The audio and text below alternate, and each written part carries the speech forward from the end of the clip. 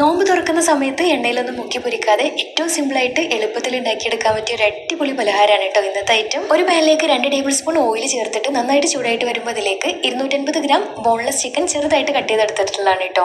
അത് ഇതിലേക്ക് ചേർത്തിട്ട് നന്നായിട്ടൊന്ന് വഴറ്റിയെടുക്കുന്ന സമയത്ത് ഇതിലേക്ക് 1 ടേബിൾ സ്പൂൺ കുരുമുളക് പൊടിയും പാകത്തിന് ഉപ്പും കൂടി ചേർത്ത് കൊടുത്തിട്ടുണ്ടായിരുന്നു.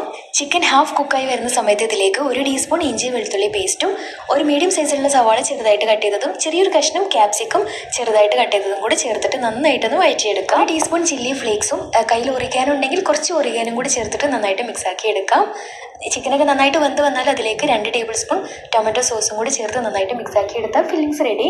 ഇനി ഇതിലേക്ക് ഒരു വൈറ്റ് സോസ് റെഡിയാക്കി എടുക്കാനായിട്ട് ഒരു പാനിലേക്ക് 2 ടേബിൾ സ്പൂൺ ബട്ടർ ഒഴിച്ചിട്ട് മെൽറ്റായിട്ട് വരുമ്പോൾ അതിലേക്ക് ലോ ഫ്ലെയിമിലിട്ടിട്ട് 1 ടേബിൾ സ്പൂൺ മൈദ ചേർത്തിട്ട് കട്ടില്ലാതെ ഒരു 30 സെക്കൻഡ് നന്നായിട്ട് വഴറ്റിയെടുക്കാം.